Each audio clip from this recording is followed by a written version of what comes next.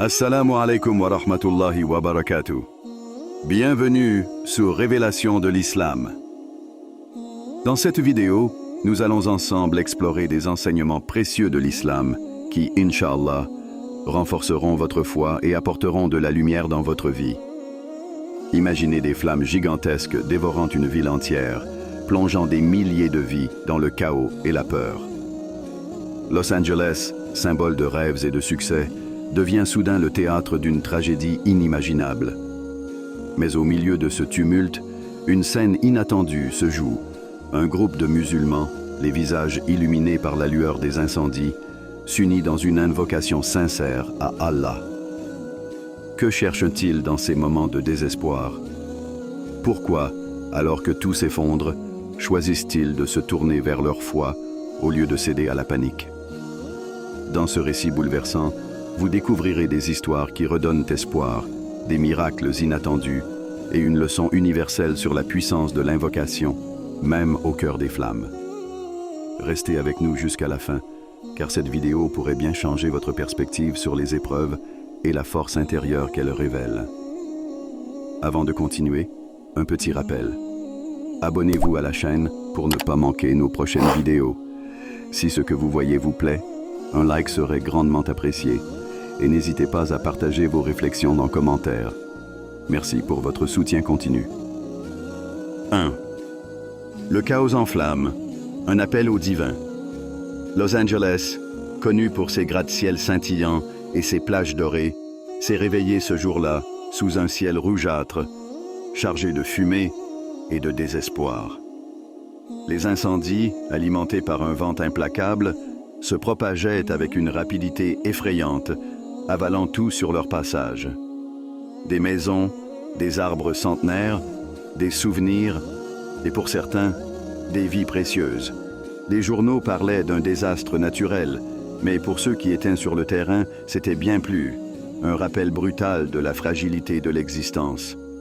Dans ce décor chaotique, un groupe de croyants se tenait ensemble. Tandis que beaucoup fuyaient les flammes, ils restaient sur place, les mains levées vers le ciel. Ces musulmans, enveloppés par une atmosphère lourde de chaleur et de cendres, ne se laissaient pas submerger par la peur.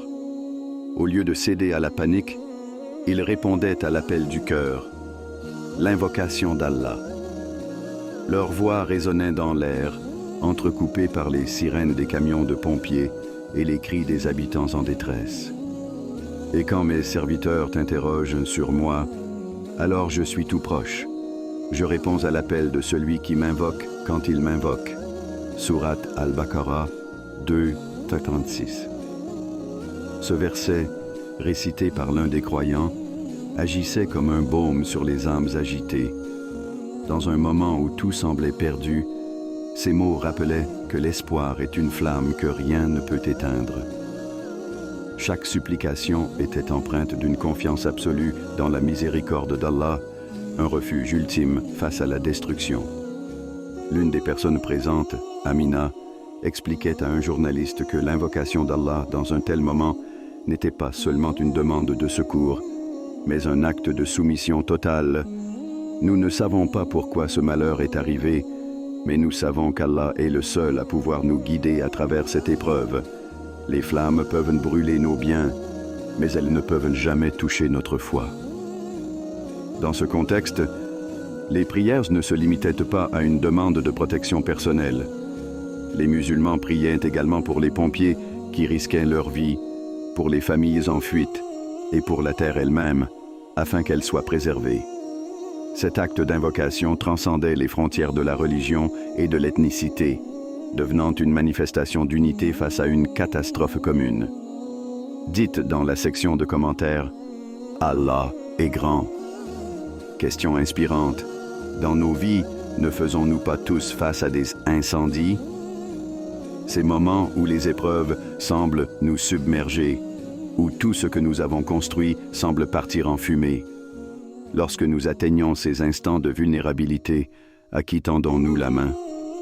Peut-être est-ce là une invitation divine, un rappel subtil pour que nous nous tournions vers Allah, cette lumière éternelle qui brille même au cœur des flammes. Les flammes de Los Angeles était indéniablement destructrice, mais elle révélait aussi une vérité universelle. Lorsque l'homme est confronté à ses limites, il cherche naturellement le divin. Ces moments de crise deviennent alors des opportunités spirituelles uniques, où l'invocation d'Allah devient une ancre, une promesse de paix intérieure dans un monde en feu. 2. L'histoire de l'homme qui a tout perdu. Parmi les musulmans rassemblés face aux flammes, il y avait Omar, un homme simple dont le visage portait les marques d'une vie de dur labeur. Agriculteur depuis toujours, il avait construit son existence autour de son verger, une terre qui représentait bien plus qu'une simple source de revenus. Ces arbres étaient des témoins silencieux de ses joies, de ses luttes et de ses prières sous un ciel étoilé. Mais cette nuit-là, les flammes ne laissèrent rien derrière elles, sinon des cendres. Omar se tenait immobile devant ce qui restait de sa maison et de son verger. Les larmes roulaient sur son visage, mais elles n'étaient pas celles de la désespoir.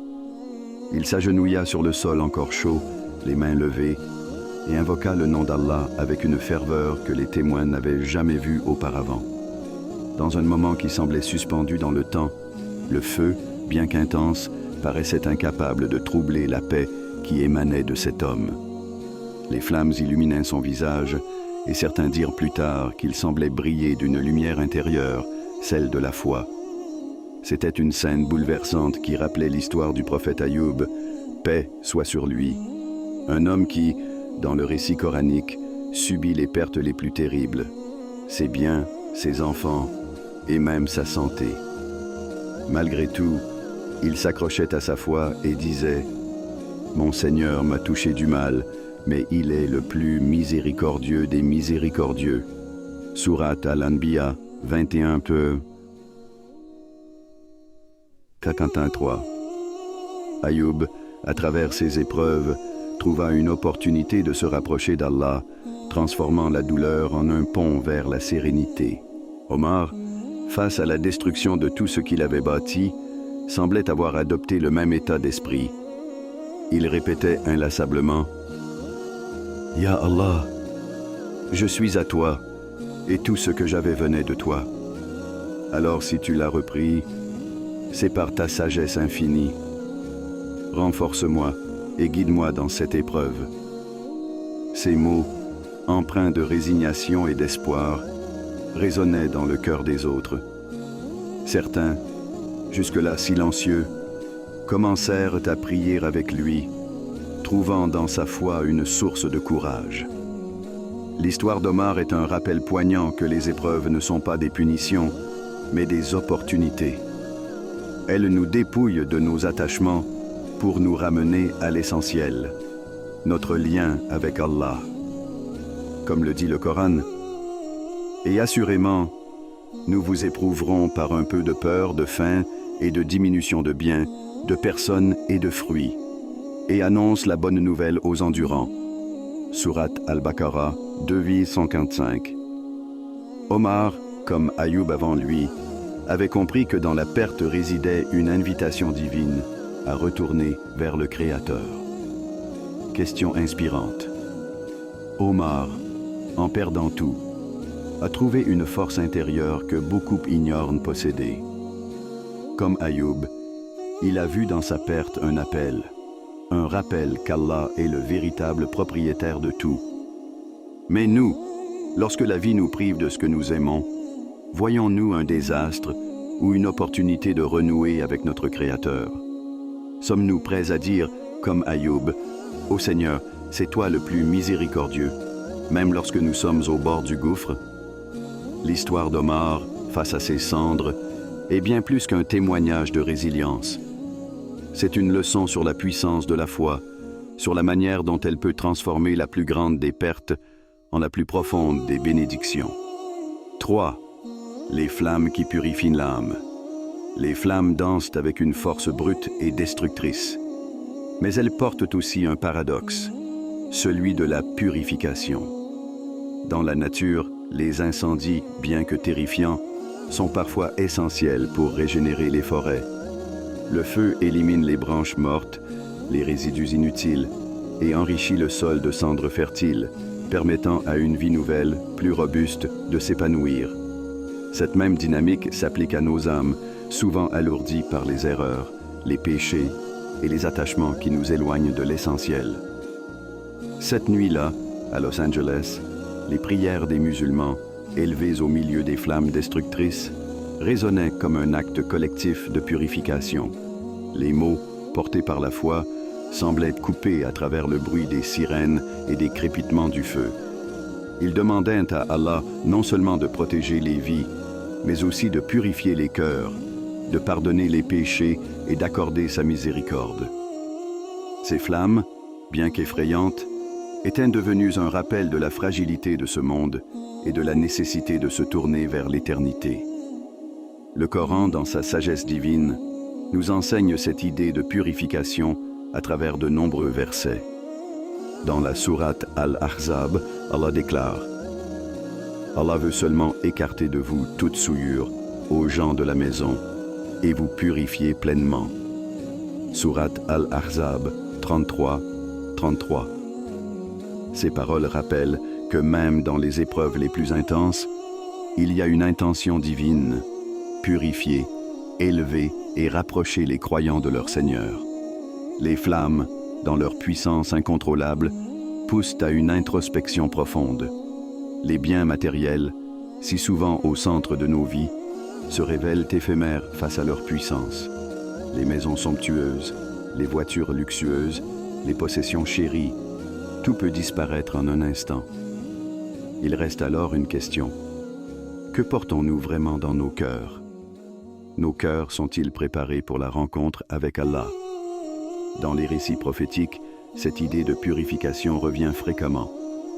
Le prophète Muhammad, paix et salut sur lui, disait « Les épreuves continueront d'atteindre le croyant ou la croyante dans son corps, ses biens et ses enfants, jusqu'à ce qu'il rencontre Allah sans aucun péché. » Rapporté par At-Tirmidhi. Les épreuves, bien qu'amères, sont un moyen pour Allah d'expier nos fautes et de nous préparer pour une vie éternelle plus pure et plus belle. Cette nuit-là, certains parmi ceux qui invoquaient Allah pleuraient non seulement pour ce qu'ils avaient perdu, mais aussi pour ce qu'ils avaient ignoré. Les flammes leur rappelaient les moments où ils avaient négligé leurs prières, les fois où l'amour pour ce monde les avait éloignés de leur Créateur. Mais ces larmes étaient en elles-mêmes une purification. Comme le prophète, paix et salut sur lui, l'a enseigné. 2 yeux ne verront jamais le feu. Un œil qui a pleuré par crainte d'Allah et un œil qui a veillé dans la défense d'Allah. Rapporté par At-Tirmidhi. La purification par les flammes est un concept qui transcende le monde physique. Tout comme le feu consume l'inutile pour laisser place à une terre fertile, les épreuves brûlent l'arrogance, l'orgueil et les attachements mondains pour laisser émerger une âme humble et sincère. Cette nuit-là, au milieu du chaos, c'était comme si Allah rappelait à tous que la véritable richesse ne se trouve pas dans ce qui peut brûler, mais dans ce qui demeure éternel. Question inspirante. Dans nos vies, nous faisons tous face à des flammes, qu'elles soient des pertes, des épreuves ou des souffrances. Mais les voyons-nous comme une destruction ou comme une opportunité de purification? Sommes-nous prêts à abandonner nos attachements à ce monde pour embrasser la sagesse divine et revenir à l'essentiel, la satisfaction d'Allah? Avant de continuer, un petit rappel. Abonnez-vous à la chaîne pour ne pas manquer nos prochaines vidéos. Si ce que vous voyez vous plaît, un like serait grandement apprécié et n'hésitez pas à partager vos réflexions en commentaire. Merci pour votre soutien continu. 4. Une solidarité au-delà des frontières. Au cœur des flammes destructrices, un spectacle inattendu s'est dessiné, celui d'une solidarité qui transcendait les frontières. Les incendies n'ont pas seulement consumé les biens matériels, ils ont aussi brisé des murs invisibles, ceux des préjugés et des différences. Là, au milieu de la fumée et des braises, musulmans, chrétiens, juifs et même ceux qui se disaient sans foi se sont retrouvés côte à côte, unis par une même mission, protéger et sauver. Les prières des musulmans s'élevaient au ciel, mêlées aux murmures des autres, formant une symphonie unique. Une femme chrétienne tendit une couverture à un homme musulman et un athée partagea son eau avec une famille en détresse. Ces gestes simples mais puissants rappelaient cette vérité universelle. Dans les moments de crise, ce qui nous unit est plus fort que ce qui nous divise. Allah nous enseigne cette leçon dans le Coran. Et entraidez-vous dans la bienfaisance et la piété, mais ne vous entraidez pas dans le péché et la transgression.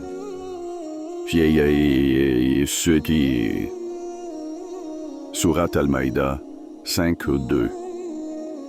Ce verset n'est pas une invitation à une solidarité limitée au cercle de foi ou de culture, mais à une entraide universelle, guidée par la bienfaisance et la justice. Dans les cendres de cette tragédie, ces mots prenaient une vie. Un des témoins raconta l'histoire d'un jeune homme nommé Samir, qui risqua sa vie pour sauver une famille qu'il ne connaissait pas. En sortant un enfant des flammes, il fut interrogé par un journaliste. « Pourquoi avez-vous fait cela ? Vous ne les connaissiez même pas. » Samir répondit avec une sérénité impressionnante. « Ce sont mes frères en humanité. » Le prophète Muhammad, paix et salut sur lui, a dit « Celui qui ne prend pas soin de son voisin n'est pas des miens. Comment pourrais-je ignorer leur détresse ?» Dans les pires moments, les cendres des incendies révélaient une humanité souvent oubliée. Une humanité où les différences de croyances, de couleur ou d'origine s'effacent devant l'urgence de sauver des vies. Ces flammes, bien que destructrices, illuminaient une vérité éclatante.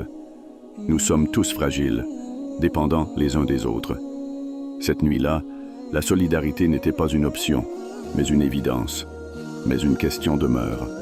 Pourquoi faut-il attendre des tragédies pour que cette unité émerge? Pourquoi faut-il attendre que tout soit réduit en cendres pour se rappeler que nous partageons une même humanité? Ces flammes, tout comme les crises de nos vies, pourraient être des rappels divins. Peut-être qu'Allah, à travers ces épreuves, cherche à nous montrer la beauté de l'entraide et la valeur de chaque vie humaine. Les récits prophétiques abondent en exemples de fraternité universelle. Un jour, un cortège funèbre passa devant le prophète Muhammad, paix et salut sur lui. Bien qu'il s'agisse d'un non-musulman, le prophète se leva par respect.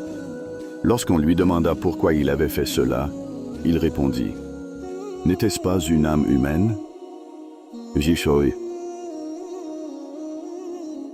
Rapporté par Al-Bukhari et Muslim. Cette réponse incarne l'essence même de la solidarité. Chaque vie, indépendamment de la foi ou des origines, est précieuse. Question inspirante.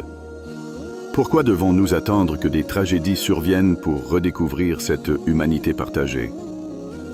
Ne pourrions-nous pas faire de chaque jour une opportunité pour tendre la main, pour montrer que l'amour et la bienveillance ne sont pas limités aux crises, mais qu'ils peuvent être notre mode de vie? 5. Le miracle dans les flammes. Au lendemain de l'incendie, alors que les habitants retournaient sur les lieux pour mesurer l'étendue des dégâts, un récit extraordinaire a émergé. Parmi les ruines, un Coran fut retrouvé intact, indemne, alors que tout autour de lui n'était que cendres et destruction. Ce spectacle a figé les cœurs et les esprits. Comment expliquer qu'un objet de papier fragile ait survécu à des flammes qui avaient tout consumé? Pour beaucoup, ce fut un miracle, une réponse divine à des prières faites avec sincérité. Les musulmans présents se sont prosternés devant Allah en signe de gratitude. Ils ont rappelé ce verset puissant. Certes, c'est nous qui avons fait descendre le rappel, et c'est nous qui en sommes gardiens.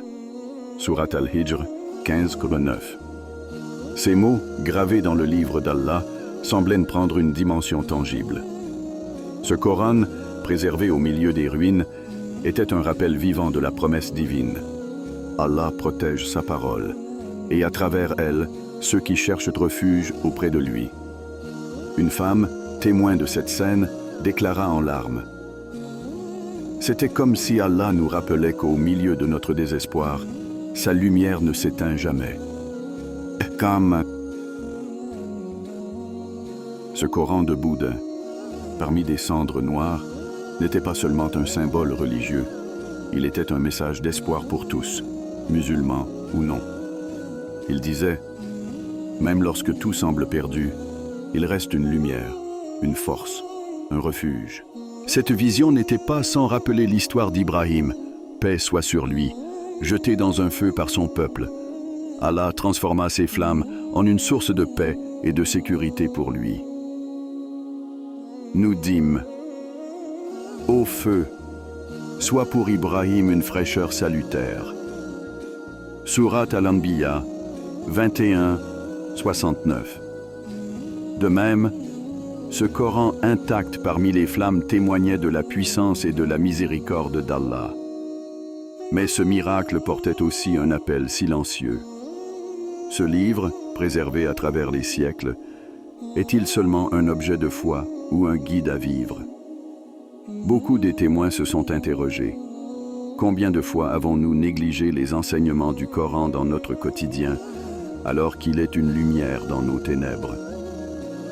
Le miracle dans les flammes n'était pas seulement un signe spectaculaire, c'était une invitation à revenir au livre d'Allah, à écouter sa parole et à la laisser illuminer nos vies.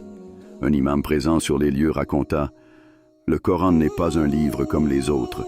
C'est une boussole pour l'âme, une guérison pour les cœurs brisés et une réponse à nos questions les plus profondes. » Ce signe, mes frères et sœurs, est un rappel que, peu importe l'ampleur de nos épreuves, Allah reste à nos côtés. Et nous, que ferions-nous face à un tel signe? Serions-nous capables de le reconnaître pour ce qu'il est? Un appel divin à renouer avec notre foi, à nous accrocher à ce refuge inviolable qu'est la parole d'Allah? Question inspirante. Ce Coran intact n'est-il pas un rappel que, même lorsque tout semble détruit, notre foi reste un refuge inviolable? Et si ce miracle était une invitation à redécouvrir le livre d'Allah et à le faire revivre dans nos cœurs et dans nos actions? 6. Une leçon pour l'humanité. Conclusion. Les incendies qui ont ravagé Los Angeles ne sont pas seulement une tragédie environnementale ou humaine. Ils sont un miroir tendu à l'humanité. Ces flammes, qui ont consumé des maisons et laissé des vies en ruine, sont aussi le reflet des incendies intérieurs qui brûlent dans nos cœurs. Nos colères non apaisées, nos pertes jamais surmontées et nos peurs silencieuses. Pourtant, au cœur de cette désolation, un autre message se dessine. Le pouvoir transformateur de la foi, de l'unité et de l'espoir. Alors que les flammes faisaient rage, les prières élevées vers le ciel étaient autant d'actes de résistance spirituelle. Ces mots murmurés dans le tumulte rappellent une vérité intemporelle. Ne désespérez pas de la miséricorde d'Allah. Certes, Allah pardonne tous les péchés. Oui, c'est lui le pardonneur, le très miséricordieux. Surat Az-Zumar 39, 53. Ce verset transcende le contexte des incendies et s'adresse à chacun de nous, car dans nos vies, nous faisons tous face à des flammes invisibles. Mais ces épreuves ne sont pas des punitions. Elles sont des opportunités. Elles nous forcent à nous arrêter, à réfléchir et à redéfinir nos priorités. L'histoire de ces musulmans, invoquant Allah au cœur des flammes, est une invitation à revoir la manière dont nous faisons face aux crises. Nous sommes invités à transformer nos pertes en ponts vers le divin, à puiser dans nos épreuves la force de reconstruire non seulement des murs, mais aussi nos âmes. Regardons au-delà des cendres. Ces incendies ont aussi mis en lumière la beauté de la solidarité humaine. Face à la destruction, les différences de croyances et d'origine se sont effacées, révélant une vérité universelle. L'humanité partage un destin commun. Ce spectacle nous appelle à réfléchir. Pourquoi attendons-nous les catastrophes pour découvrir notre fraternité? Pourquoi ne pas faire de chaque jour une opportunité d'être unis? Ces flammes, bien qu'intimidantes, nous rappellent que tout peut être reconstruit avec la foi. Tout comme un sol brûlé peut accueillir une nouvelle vie, nos cœurs peuvent être purifiés et renouvelés par la miséricorde d'Allah. Et ce Coran, retrouvé intact parmi les cendres, est le signe que, peu importe ce que nous traversons, il existe un refuge inviolable pour nos âmes. Le message divin. Appel à l'action. Les flammes de votre vie vous appellent-elles à désespérer ou à agir? Aujourd'hui, vous pouvez faire un choix. Invoquez Allah avec sincérité. Partagez votre amour et votre soutien avec ceux qui vous entourent. Pardonnez à ceux qui vous ont blessé.